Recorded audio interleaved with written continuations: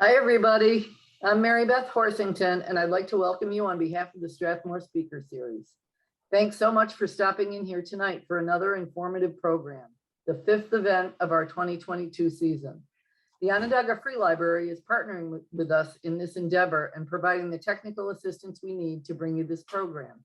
We thank them for their expertise and generosity. The Strathmore Speaker Series is made possible through the support of the City of Syracuse, the Gifford Foundation, the Greater Strathmore Neighborhood Association, and donations from people like you. We like to provide our speakers with an honorarium, so if you would like to support this, go to our website, strathmorespeakers.com, and you'll see a donation button on the landing page. Every dollar is greatly appreciated. Our guest speaker tonight is MC Antil, a Chicago-based writer who was born and raised in Syracuse. Now, see if you can turn it up.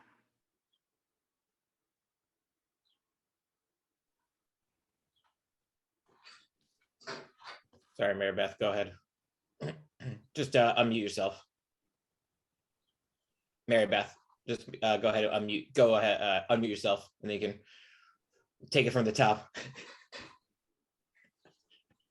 Start over? Yeah, start over, Mary Beth. Sorry about that. Oh, okay. Hi, everybody. I'm Mary Beth Horsington, and I'd like to welcome you on behalf of the Strathmore Speaker Series. Thanks so much for stopping in here tonight for another informative program, the fifth event of our 2022 season. The Onondaga Free Library is partnering with us in this endeavor and providing the technical assistance we need to bring you this program. We thank them for their expertise and generosity. The Strathmore Speaker Series is made possible through the support of the City of Syracuse, the Gifford Foundation, the Greater Strathmore Neighborhood Association, and donations from people like you. We like to provide our speakers with an honorarium, so if you would like to support this, go to our website, strathmorespeakers.com, and you'll see a donation button on the landing page. Every dollar is greatly appreciated. Our guest speaker tonight is MC Antil, a Chicago-based writer who was born and raised in Syracuse. He wrote the book Floor Burns, Love, Passion, and the 1967 Syracuse All-City Championship. This is a basketball story about two very different teams that fought for a championship in the turbulent 60s, but it was really a metaphor for the radical social and cultural changes small cities like Syracuse were undergoing across the Northeast.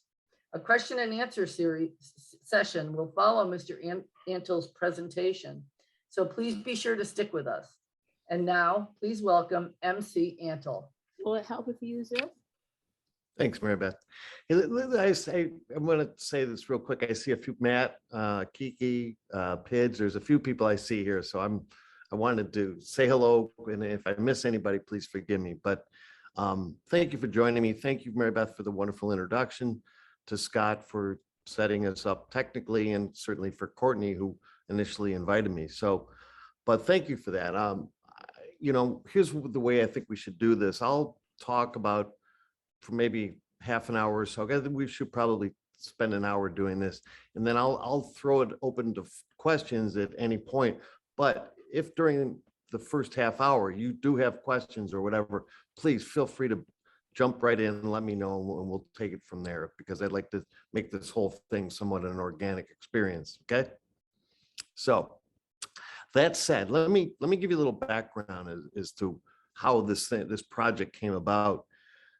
Anybody here, most people here probably know what the Parochial League is or was all about. And it was a remarkable place of these 10 Catholic schools, all of them parish-based, all of them K through 12. And it was the kind of thing that was so unique that in the research that I did for this book, Syracuse is the only city in the whole country that had a comparable league. Now, there were regional Catholic schools and there were Catholic leagues in other cities, but none of them had just 10 parish-based schools, K through 12, which meant that if a 4-year-old boy or girl went to class, he had the same classmates for the next 13 years, and often the same teachers, most of them being nuns and priests. So it was a remarkable situation. And so I wanted to write a story about the history of that. And as I was going through this thing, one thing led to another. And so, what's that?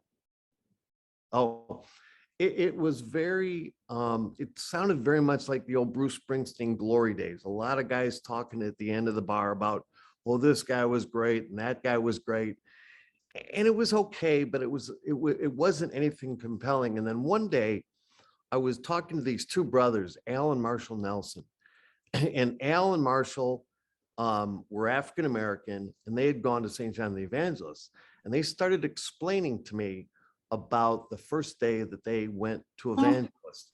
They lived in what they called the old 15th Ward. And of course, being from Westvale, I never heard of the 15th Ward. I had no idea what that was.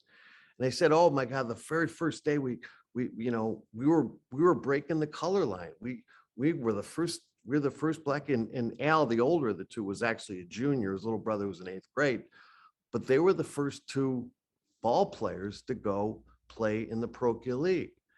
And I'm like, well, first off, I didn't know that the Parochial League had a color line. And secondly, what the heck is the 15th Ward? So they explained to me what the 15th Ward was all about. And I said, where is the 15th Ward?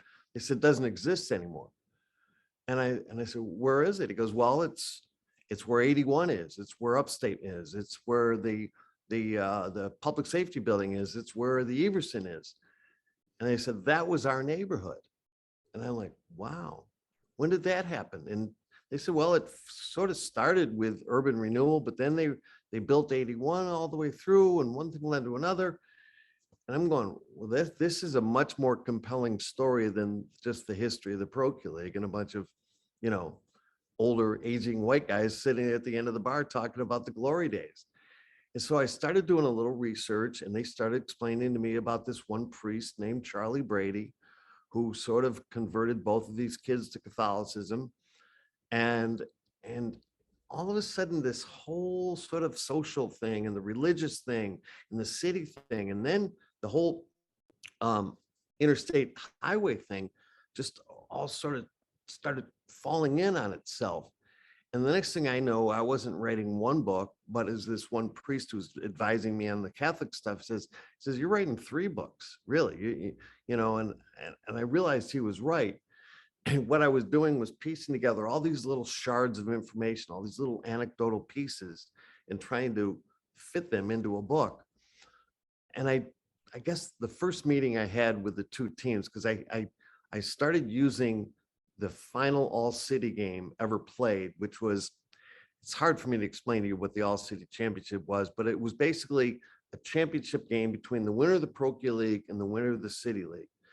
And the City Leagues were these larger schools. There were a couple, Ludden and CBA were both in the City League, but they were mostly public schools, much larger. And as the city started to fundamentally change when the highway came in and started triggering the white flight to the suburbs, those schools became bigger and blacker. So this end of the season grudge match between and it was for nothing more than bragging rights. There was no move on to the playoffs as a result of winning this thing. But it was a huge thing in a lot of bars to gain bragging rights. So for 8 years, this all-city championship really mattered. So I decided to use the final game ever played, which was in March of 1967, as the tipping point, if you will, for the Syracuse of the 20th century that had been robust and full of life and neighborhood focused and frankly manufacturing based, into this much more uncertain world that would come on its heels when the factories started to shuttle, when the population went from 2% black to 30% black, and when the whole city started to fundamentally change. So that I found a really compelling story, and that's where I eventually took this thing. Well, the good news is I sort of started to gain a sense of what the story I wanted to tell. The bad news is because it was a largely an oral history, I had all sorts of issues because people would tell me things and I'd write entire chapters and somebody would go, well, that's crazy. That never happened, or that's not true. And I would have spent months on this thing, and it got really frustrating because, one man's ceiling's another man's floor. Like, a lot of times memories do not jibe at all. And so I got frustrated and I put it in my closet for about 7 or 8 years. And then I think it was I guess November of 2014, I got diagnosed with throat cancer. And I said, you know, I got to get this stupid book done, because my buddy Charlie would always say, hey, how's the book going? I said, I'm not working on it right now, Charlie. But I realized that if I didn't tell the story, and it was really the story of the city that some of us grew up in, that most of us now live in. If I didn't tell that story, it wasn't going to get told. And so I sat there on what ostensibly was maybe going to be my deathbed, and I started piecing this thing together. And I started feeling better. And then I said, I committed whole hog to it. But one thing I did, which in that process, was I was working on mounds and mounds of paper as I would print off my computer. I decided I needed a deadline. An old girlfriend of mine said, as she was a writer, she says, there's no such thing as writing without a deadline. So I built myself a website, and I posted the book in real time online. And that did a few things. Three things, really, basically. One, it helped me proofread a lot. And there were a lot of mistakes, and there were a lot of typos and things that people caught. Secondly, I was able to sort of crowdsource my research. People would say, oh, you need to talk to so-and-so, people that I never would have found. But the third thing, and perhaps the most important thing, was that it gave me a deadline, because people would say, hey, when's the next chapter coming up? And I'd be like, okay, I gotta get focused on this thing. And it did take me about 3 years, but the simple fact was, this book was so complicated. It had so many moving parts. And even now, if anybody's read it, or at least even parts of it, you'll see it's not just one story. It's dozens of stories, all of which sort of connect, hopefully getting the entire narrative forward. As a matter of fact, I brought in a professional editor, and he was great.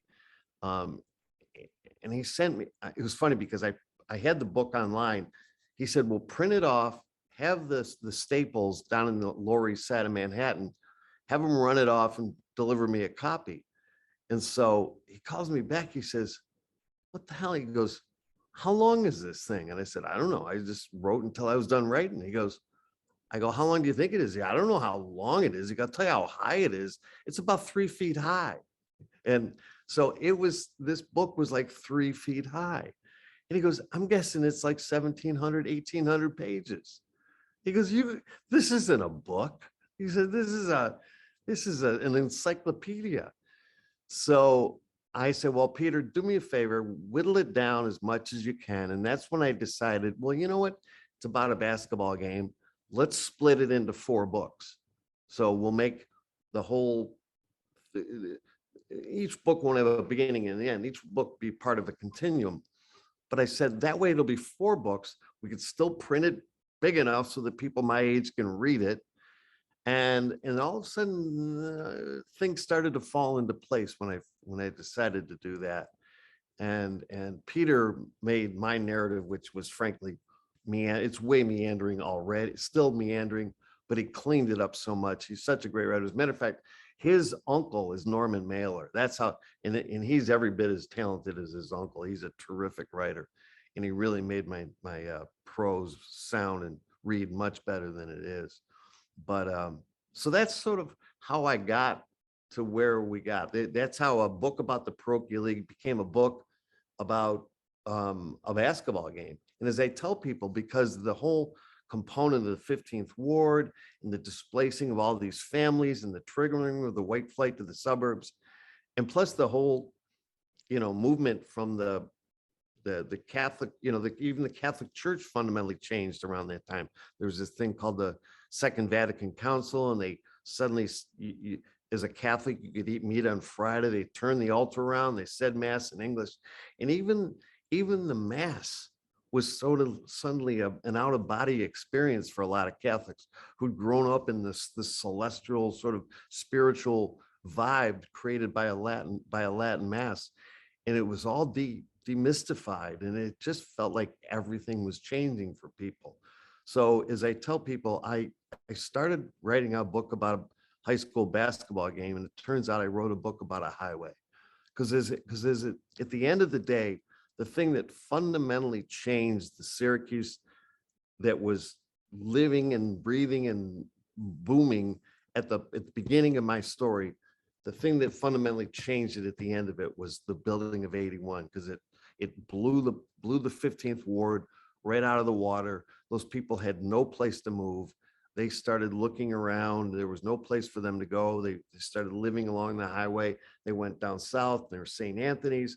That triggered the white flight down there. And it was just a very difficult time for the city. And it was a very transitional period. So that's kind of how I got to, where I was. Now, as for the game itself, there was a built-in dramatic component, because I will, spoiler alert, the game ends in very dramatic fashion. I won't tell anybody who wins or who loses, but it was very reflective of the time, and it sort of lent itself to being the tail end of my book. Although technically it's not the tail end, and that's one of the problems, because as I was finishing this book, and I wasn't sure how to finish it, because the game had ended, and there was still 1968 was about to happen. And those of us who lived through it or read about it or studied it, 1968 may have been the most dramatic year in the country since the Civil War. And it was crazy. I mean, Bobby Kennedy was killed, and Martin Luther King was killed. You had the Tet Offensive in Vietnam. You had the riots in Chicago. You had the Apollo mission that blew up in Cape Canaveral. It was just crazy stuff. And so I had to write about that year, because that was the year. If this game was the tipping point in March of 1967, following 67 came the Summer of Love, when it was just, again, our parents and their parents were like, what the hell's going on in this world? Then came 1968, when truly the everything just went to all hell. So I wrote about 1968 in the final 2 chapters, and that was sort of hard, because it really wasn't necessarily dramatic as much as it was essential to my story. And I was trying to think, how do I end this thing? And as I was doing this thing, and again, I had dealt with a lot of African-American people throughout the course of this thing. And I remember there was this one guy, and I'll tell you his name was Bobby Harrison. And Bobby danced to the beat of his own drummer. He's a little crazy. Bobby did two turns in Attica. He was there. He called me about 3 months ago bragging because Showtime had called him up because they wanted to interview him. I go, what do they want to interview about? He goes, 50th anniversary of Attica, and people were like, you don't want to be talking to Bobby Harrison. But Bobby Harrison shot a policeman. Bobby Harrison was not a good guy. He sort of got in religion. But the thing was, the day George Floyd got killed, he called me up. And then I said, hey, Bobby, because people were saying, you don't want to talk to Bobby Harrison, because that son of a bitch will just, he'll kill you. He's crazy. But he called me up and he started talking to me about, this is why I was the way I was my whole life. He says, I watched my granddaddy get killed by the Klan down in South Carolina. He said, I didn't trust white men in uniforms. And he started talking to me about, and I didn't say a word for almost 45 minutes. He just talked to me in the wake of George Floyd's death. And I never wanted to make this thing about race. It's just sort of the facts brought me to where I was. And I remember thinking to myself, when I started writing this book, the Syracuse that I was writing about was very united. You never saw any racial animosity on the court. And by the time it was over, you couldn't get white kids and black kids on the court and there not being a fight. And so there were 2 events that took, again, I'm not giving you any spoiler alerts here, but there were 2 events that took place in December of 1968.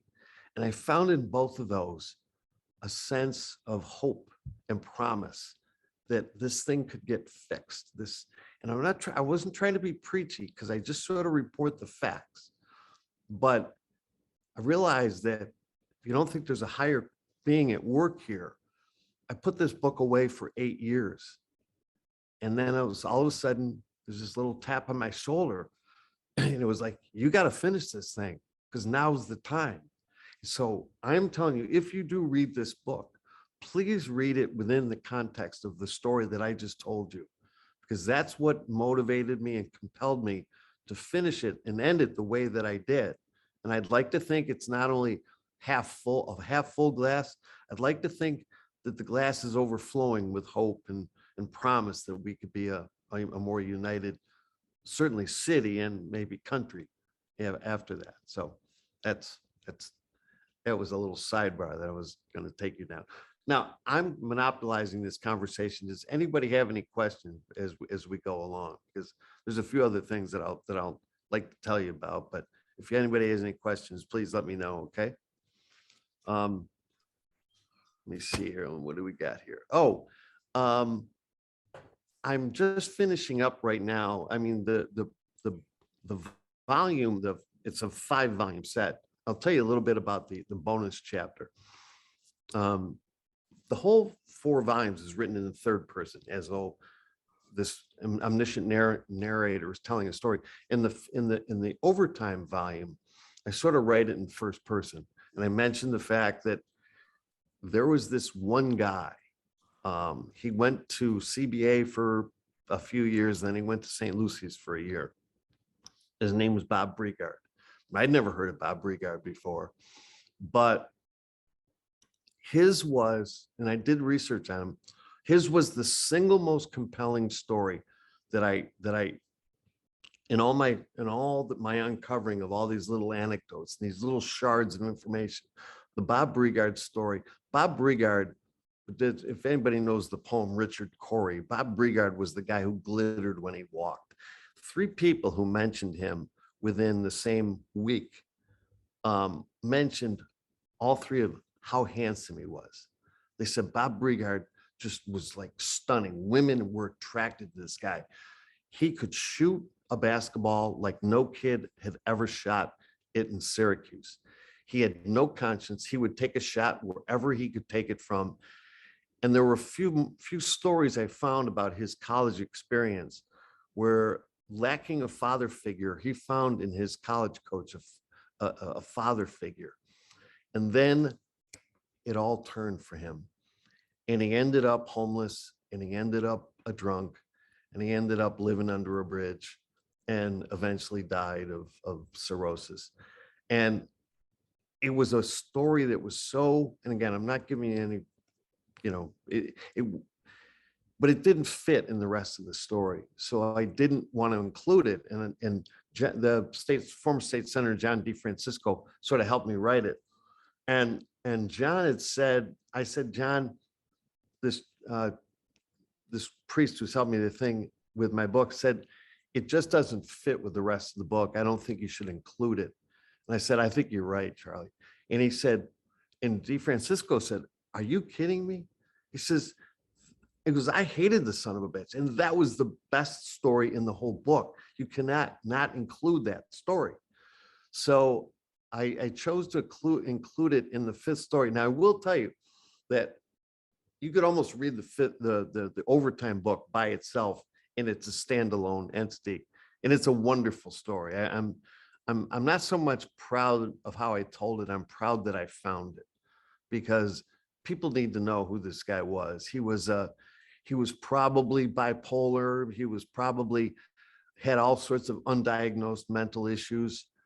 And as much as he would love something, he'd eventually destroy it, and ended up a broken, lonely, and I don't want to say bitter, because he wasn't really bitter, but he was the cockiest son of a gun you would have ever met in your life. And he made people want to kill him because he was so cocky. But he was like a train wreck. You couldn't take your eyes off him. And so I offer you that just as a little preview. That's my trailer, if you will, of the overtime book, because the first 4 are they are all a single story. that last one, the overtime, is a self-contained story written in a completely different style from me personally. So if you do get a chance, I would strongly suggest you read that fifth or the overtime period. Okay. Let me see. Oh, I'm also, I don't know if anybody knows Nancy Roberts. Nancy was a local media person for the longest time in Syracuse. And Nancy's a dear friend of mine. We've known each other for years. And I finished this book. And all of a sudden somebody said, well, are you going to do an audio book? And I went, I'm not much of a reader. And I started thinking of Nancy. I said, Nancy, her voice is great because she's a recovering actress and stuff like that. But she's a great reader. She used to read to me once in a while, and she had an amazing voice. And she'd never done any audiobooks before, but I assigned her to read this thing. And I have to tell you, because this is not me, this is her. It's as compelling a read or a listen. Yeah, as a matter of fact, I've got a friend who's sort of an audio book freak. And I said, listen to 2 chapters and let me know what you think. Because it's a woman, telling a basketball story, and she doesn't even know basketball. And he calls me up, he says, can I tell you something? I've read literally hundreds of audiobooks. He goes, that woman is as good as any reader I've ever heard. I said, she is, isn't she? So if you get a chance, again, the audiobook will probably be out in about a month's time. She just sent me her final invoice today. So it will be out soon, but I have to tell you, I'm really proud of her because she did it. She really hit it out of the park with that. Okay. If you don't mind, are there any parochial leaguers here in the house today, or old who either played or went to a parochial league school? No? Okay. I played briefly at CBA. Yeah. Yeah. Okay. Yeah. Hey, and great hearing your description of these events and starting to read your book, as it so immediately connects with my remembrances of Syracuse at what I recall to be a special time. So it's great. It's insightful, and I'm very much looking forward to the rest of it. And it makes me remember times with Joe Fahey here, in what seems like a lifetime ago, running under the 81 bridge in our afternoon runs from the YMCA, and thinking that it was such a line of demarcation.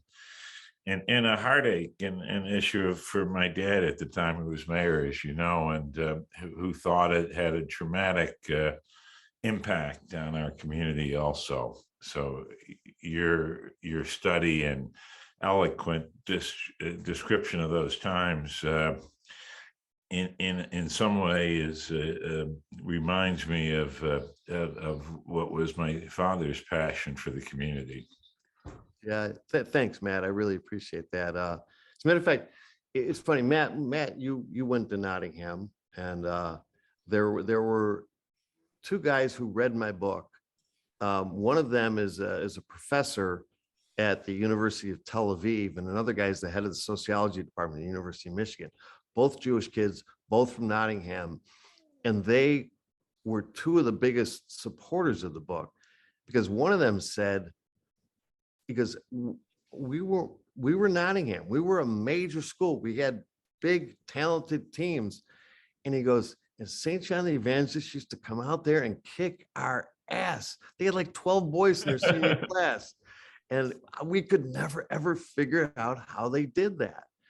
And so of course, being non-Catholics, they were sort of intrigued by the whole mysticism behind the Catholic religion and the whole sort of social component or even cultural component to being Catholic.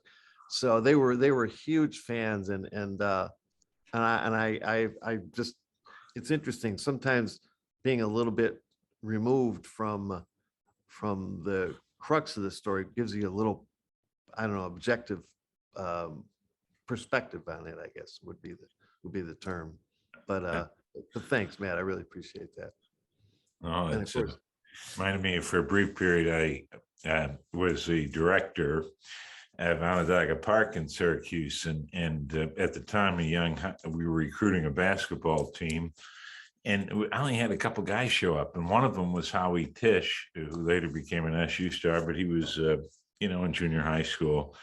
And then there was these hooligans that had set up shop and kind of intimidated folks, but I was able to engage them by asking them who I had these signs up recruiting folks from the community to play ball, and we got this city championship between the city parks. And my man Howie's ready to take you to the hoop, and these guys are smoking pot and intimidating folks and drinking beer, but I got them to come to the court, and when they got engaged in the game, it changed a lot of things. It showed me as a white guy that outreach could work, and that suddenly I had a bunch of people that a lot of folks that were working at the park were intimidated by or didn't understand, and suddenly then they won that little park-wide City of Syracuse Championship at the end of the summer. So I remember that as my microcosm of my upbringing. And you're out again, from a little bit I know of your book so far, so I'm thrilled to read the rest of it. And my friend Joe, I know, and others have gotten further into it, and I'm thankful for their insight and heads up. And I'm glad to see you capture. This is great stuff. It's like in within how many generations do any of us leave something that's maybe meaningful? And this is, from my perspective, a meaningful story that hopefully my ancestors, my grandchildren and theirs may understand a little bit about where I came from. It's funny you mentioned that, Matt, because I literally wrote this book for two people. For myself, I literally said, this is the kind of story that I want to read, because I'm a geek anyway. So the more you tell me about something I didn't know about, the more excited I am. But I also wrote it for the version of me 50, 100 years from now, who will be maybe in college or whatever, and wants to know what life was like in the middle of the industrial Northeast in the middle of the 20th century. Because that's what I tried to do is recapture those times for kids who will come along at some point after we're all dead and gone. But and hopefully while we're still here, hopefully some could read it and better understand those in our community who they don't understand, who they don't, they can't fathom the idea that an entire community was wiped out with a federal bridge. And where were we supposed to put them? Where did folks go? I mean, where was the solution? It wasn't taken to Fayetteville. It was a real problem. It was a real problem. And it was funny because I think Bill Walsh did a really pretty remarkable job to try to keep Syracuse moving forward and looking forward. But the one thing that was really, it was frustrating because absentee landlords were getting compensated for their buildings being torn down, but most of the people of color in the ward were tenants, and as such, they got little more than $40 a family, which wasn't even enough for boxes, much less those that did own their homes would go to try to find another home because it was listed for sale, only to find it wasn't available. Or one of the reasons Joe Reddick, one of the central characters in the book, was able to find a place is because he was a great basketball player, and Dolph Shays knew his mother and followed Joe and said, well, I got a place down on State Street if you need a place. But for the most part, there were a lot of those people who were not allowed to move into areas to the east or to Tip Hill or the north side. And so they had nowhere to go. And so is unfortunately, because of, as somebody once said, it wasn't really a highway crisis, it was a housing crisis. And so they started stacking a bunch of the people from the old 15th Ward vertically. And that was no world for those people to live in, because theirs was a very vibrant and alive thing. I explained nightlife in there, and you know, and the ward was such that as long as the whatever went on in the ward stayed in the ward, the Syracuse Police Department was okay with just looking the other way on it. Plus, as we'll find out without getting too ahead of ourselves here, there were some payoffs being made and this and that. But the ward was a world unto itself, and it was completely parallel to white Syracuse. And it wasn't until 81 came through and blew it apart that those two parallel worlds were no longer parallel. They were on a collision course. And that's what led to the fundamental change in the city. The other thing, Matt, you mentioned Howie Trish. One of the most fundamental guys in this book is a guy named Charlie Brady. And again, until Marshall and Al Nelson mentioned to me, I'd never heard of Father Brady, or it eventually become Monsignor Brady. Now, there's a Brady Face Center in Syracuse now. There's the Brady Market. He's the namesake for all those things. But he had this little group he called the Catholic Interracial Council. And he had come back from World War II, and he'd been assigned to the South Pacific.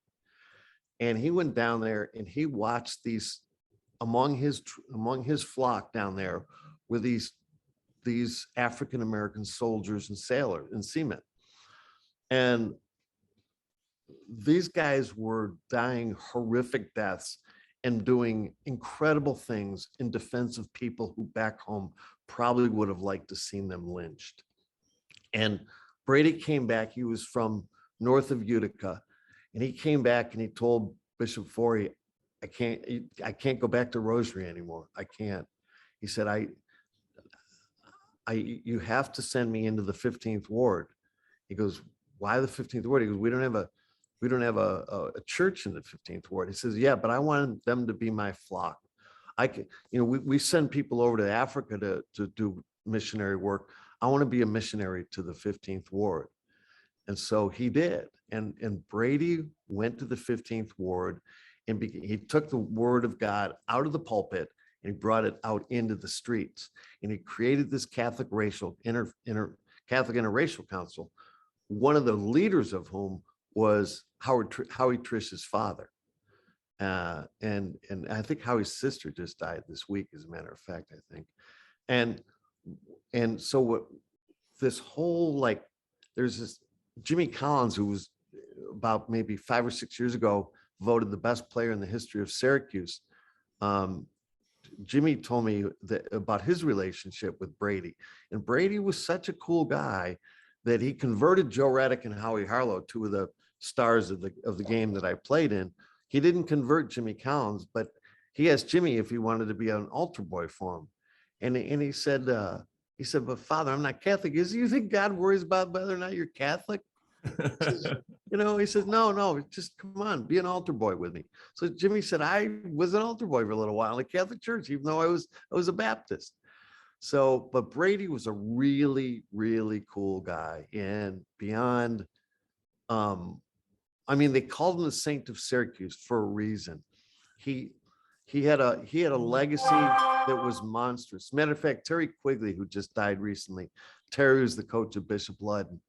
And one of the reasons that Terry was as religious as he was, because his parents, his father lost a job, and Brady sort of mentored them, and they eventually called one of their sons Charlie, because Brady was so influential to people of all stripes in Syracuse. He brought God's love to them, regardless of what religion they were, regardless of what color they were, regardless of what class they were. And I will tell you, of all the people that I got to know in doing this story, Brigard was the most memorable, but Brady was the most remarkable. Yeah, MC, your description of the 15th Ward and the vibrancy reminds me of Keith Richards' book, My Life, where he talks about, on the getting back into America after the Rolling Stones were outlawed or not allowed into the country, and completing tours, and how the Black community embraced them, and how much vibrancy, and he describes it as, in ways that to me speak to what the 15th Ward might have been in what I know of it. In cities all across America, that they found this home after their concerts, and they found a claim that they were welcomed into the homes of in the Black community that they found that he found quite fascinating and alive and very vibrant. And I just find a parallel in your writing, No, that's in his writing of his experience in roughly the same timeline, or perhaps a little. no, he's a great writer too, by the way. That's amazing. He is brilliant. Oh, yeah. But it's funny you mention that, because Earl Lloyd, I don't know if anybody here knows who Earl Lloyd was. Earl Lloyd was the first African, he was the Jackie Robinson, if you will, of the NBA, the very first African-American to play in an NBA game. And he played for the Nats, for Syracuse Nats, for a number of years. And he used to talk about the 15th Ward, because as the first Black guy going out on the road into places like St. Louis and Cincinnati, that were ostensibly Southern cities, and the level of hate and venom. And he would come home to the ward and he would be embraced with loving arms. And it was hard on him. He was an educated, sensitive, and very genial African-American man who just was the object of all this racial venom and hate. And he came home, and it was the best quote I got in the history of the book, in all the 20 years I worked on this book. And he talked to me with great nostalgia about coming back to the 15th Ward. And he said, I don't know, I can't explain it, but in the ward, we had the Briarhood of the Brother Patch. And it was so poetic. It was so beautiful. It was right out of Uncle Remus, right? The mothers would take him as one of their own, and they would nurse his emotional wounds, and they would make him feel better about himself again. And he really needed it after being out on the road. So the ward was a remarkable place. When my dad went away to jail and came back, you mentioned the 15th Ward. I remember the day the story hit the newspaper, he's coming home. Mm-hmm. And I happened to be going to Fibbison's Dry Cleaners, which I think is on the 15th, would have been on Central. It was in the 15th. It was in the 15th Ward. And early that morning, I'm dropping my clothes off, and a leader of the Black community there, his car jumping the curb, coming to a screeching halt and emerging it like an athlete, startling me, stops and explains that he's coming home. And it was an embrace of love and support that we don't have much, but what we have is his. He was with us. And so when you talk about coming home to the 15th Ward, I was a child of privilege in the community, but nonetheless, I went to Dr. Luton Martha King School. I went to Smith School. I went to a number of public schools. And I remember that day coming home, going to the dry cleaners, and having people of that community show love and support. Mm-hmm. Yeah, no, they still wax nostalgic about it, and it's a time and a place that they know will never come back, but they all carried around inside them. As a matter of fact, Manny Breland, who passed a few months ago, he would call me up and just ask me to read certain parts about the ward to him as he was. I think he knew he was dying, and it just warmed his soul to have that place come alive again for him. You know, it was a really special place. And I will say this, and I do think that in retrospect, so much of what Bill Walsh did was good for this city and was important. Certain things were out of his control. He had no idea that they were going to put 81 where they put it. He didn't have any control over the factories closing, nor did Matt's dad either. Certain things were out of it, but the one thing that I think that if they had to do it again, they would have done. It wasn't just taking down the 15th Ward, because it probably was a little ratty. It was how to relocate those people and try to replicate their sense of community. I will say this didn't make the book at all because it's just there was a ton, but there was a town of Camillus, very progressive town attorney named, and he said, my family owns a farm west of the city. I could donate that to the city. You could annex it and we can move the 15th ward out there. And the guy's name was Ben Shove. And the land he was talking about was Shove Park out in Camillus. And they were like, no, that's not going to happen. We're not going to move 15,000 Black families out to Camillus. No, that's just not going to happen. But the one problem, as I said, I didn't mean to make light out of it. It's just that to have not been able to relocate, have a plan to relocate the people in the ward, something inside the city died, even though much of white Syracuse wasn't even aware of it. But those people lost. They were rudderless. Suddenly, Manny Breland explained it to me once, and the way I said it, it was long before there was an internet. There was the ward's network of mothers that if a little boy did something wrong, by the time he got home that night, the word had already gotten back to his mother, and he was going to get a switch to his butt that night. Yeah. And that's the way that and every one of those mothers in the ward had the express permission to not only ferret out a troublemaker, but punish him as well. And Manny said that was an important part of the whole ward experience, was the mothers. It was a mother and other enforcers who collectively expected some sense of decency. Yeah. Yeah, exactly. So, MC, so we have a few questions from the chat. One is, can you, without the spoilers, but can you tell us a little bit about the final game? And as someone who's not originally from Syracuse, Yes. why this particular game? Was it the last all-city final? And if It was the final all-city one. Why was it the last? It was the final all-city game for reasons that were as much clerical as anything else. The New York State had determined, the New York State athletic department had determined that schools couldn't play any more than, I think it was 21 games per year. And if you played 18 games in the course of a season, as most schools did, that only left 3 games. Well, there was this whole phenomenon started called a Christmas tournament. And so there were these Christmas tournaments, which were packed full of people, and it meant a lot of money for the school. For the all-city game, for you to accommodate the all-city game in your schedule before the diocesan or the sectional playoffs and after the regular season, there was one game. Well, you had to leave space in your schedule for that one game on the off chance that you would qualify for it.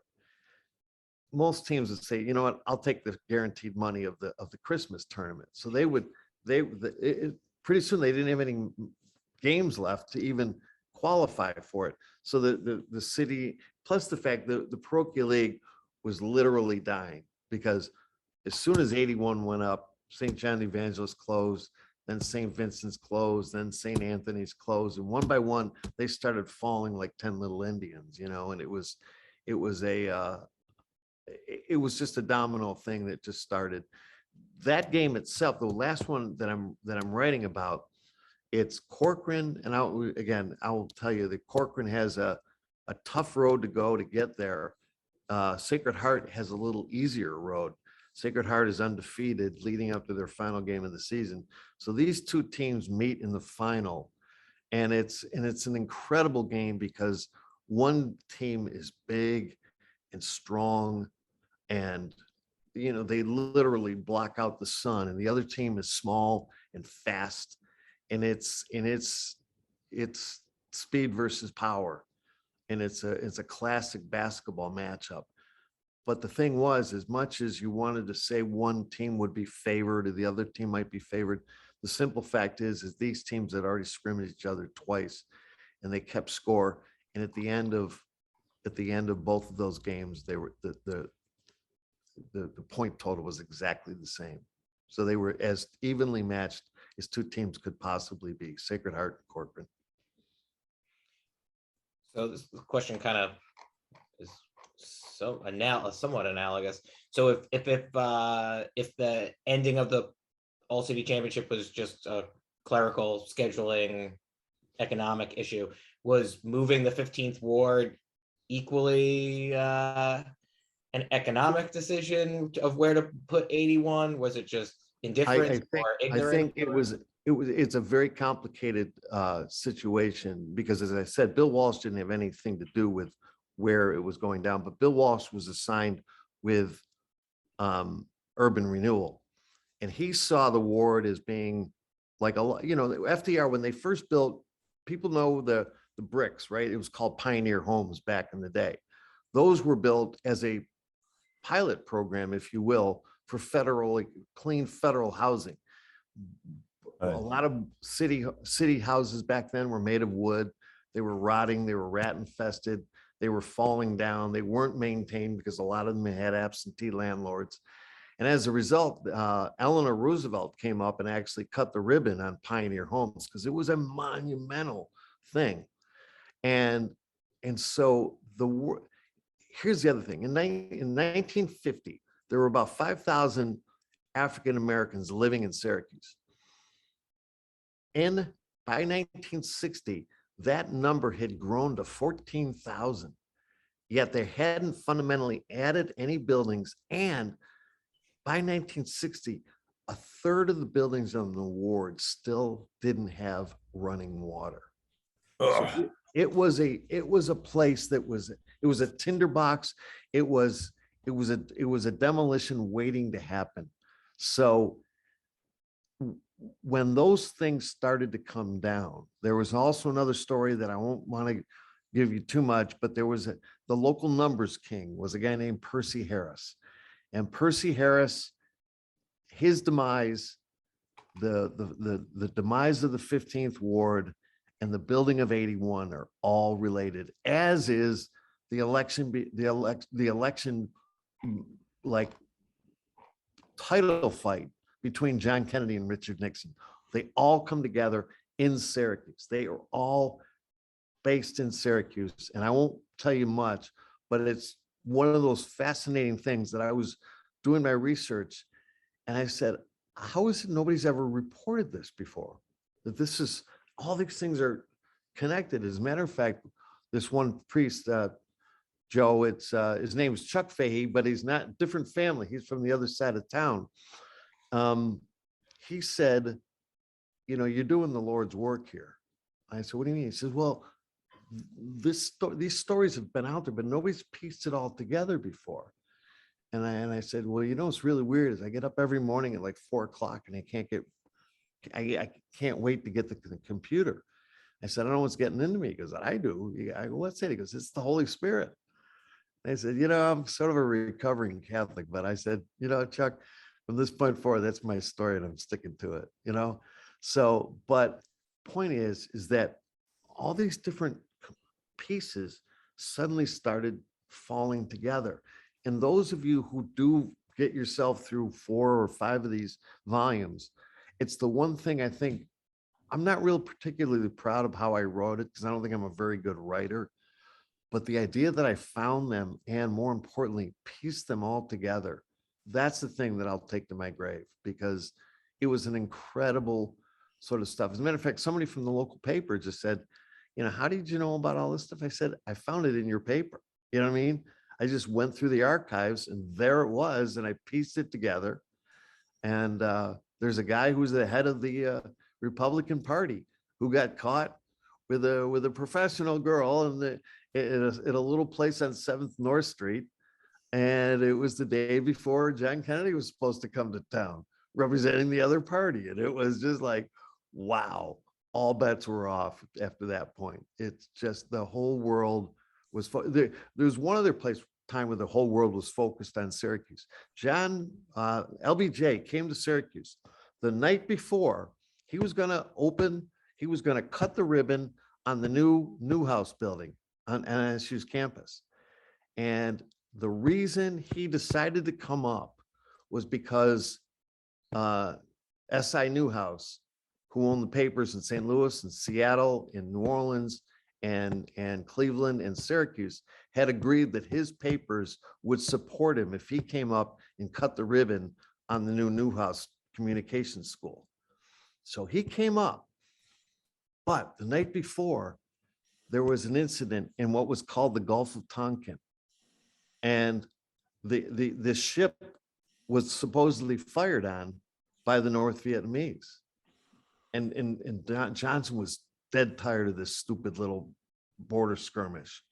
And he was tired of it. And he said, we got to go in there one way or all. So he came to Syracuse. And I talk about test markets. He says, I use Syracuse as a test market. And he started talking about sending boots on the ground in Vietnam and ramping it up and going in there and killing these little bastards and blah, blah, blah. And he did that in Syracuse. There was never any such thing as the Vietnam War. There was this little, we had advisors over there. But after he came to Syracuse, it was all bets were off. And that's when the Vietnam War really kicked in, after he made that speech in Syracuse, because he got sort of lukewarm response to it. And he went back and they passed the Gulf of Tonkin resolution. And the next thing you know, the Vietnam War was what it was. Well, and whatever power is vested in me by Onondaga Free Library, I apologize to the people of Vietnam and the American people for starting that off. All right, so we have a bunch of people, a bunch of other comments. Basically, Susan Nielsen said, "Thank you for sharing Bobby Harrison's conversation. White population in our community and country has a lot of overdue listening and understanding. But thank you for preserving this story for generations to come. And God bless Father Brady." We also had a couple other people who also expressed similar sentiments. Thank you for preserving the history. And James Morgan said, "Thank you very much for writing the book."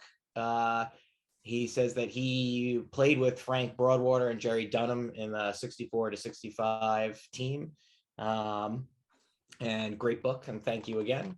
And with respect to your comments regarding the Newhouse family, I know from personal experience that politicians of that era were that the family were concerned about what they perceived as the degradation of the 15th Ward, and at that time supported the idea of bulldozing those places. In fact, my dad was put under significant pressure to continue that process, which he took a lot of heat for, thinking we don't have a solution for these people. Just because we are enabled to condemn their home for not meeting certain standards, if we don't have a place for them. But there was a big conflict. So I would comment only that the apology may not be deserved only for those out of town, but for people that may have been affected by that newspaper's ownership right in our own 15th Ward. Thanks, Matt. Courtney, thank you. Courtney also would like to thank Bill Page Cass for tipping us off for MC and to the book. If there's any other questions, feel free to type them up in the chat. MC, now that this book is done, do you have any plans for what your next? I don't think that the life of this thing is quite done yet. There's a guy named Preet Veselin, and Preet was a Estonian immigrant who went to Syracuse University, got out, and got his first job with the Herald Journal covering high school sports. So I know that I did a little research because I used to see his byline all the time when I was doing this research. And he went to work for 43 years for the National Geographic. He got out with both a degree in journalism and photography. So he was sort of a one-man show at the National Geographic. So they'd send him to these crazy outposts, Machu Picchu and Antarctic and things like that. But he's retired now, and so I sent him a copy of the book as a thank you for. And he called me about a month ago, and he said, I said, MC, he goes, MC, this is Preet Veslin. I go, oh, Preet, how are you? He goes, and he said a lot of nice things about my book that I'll spare you right now. But he said, can I call you, get a little bit of advice? I said, yeah. He said, don't be too disappointed when this thing doesn't sell a lot. He says, you have a 5-volume book. It's, it's a $90 price. It's not the type of thing that's going to fly off the shelves. But I'm reading it right now, and I'm telling you, almost every chapter, I think about 3 or 4 people I need to tell about this book. He says, just be patient. He says, this thing's got word of mouth written all over it. And he said, anybody who reads it will invariably give it to somebody, said, here, you got to read this thing. So part of what I'm trying to do is to keep that momentum going, to keep the word of mouth. Matter of fact, if I can give everyone on the call a homework assignment, it would be, if you do like the book, you have to tell at least 2 people about it. Okay.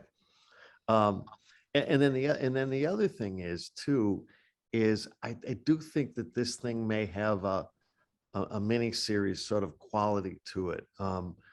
Sistina Giordano, who's the host of Bridge Street, and interviewed me back in December, and she said, and I didn't know she was going to say this. She goes, you know how Friday Night Lights really wasn't a story about a football team, but a story about a community. She goes, we got that kind of book in Central New York. And I was like, wow, that's really good. So it really is a Friday Night Lights, only rather than 1980s football in West Texas, it's Central New York basketball in the 1960s.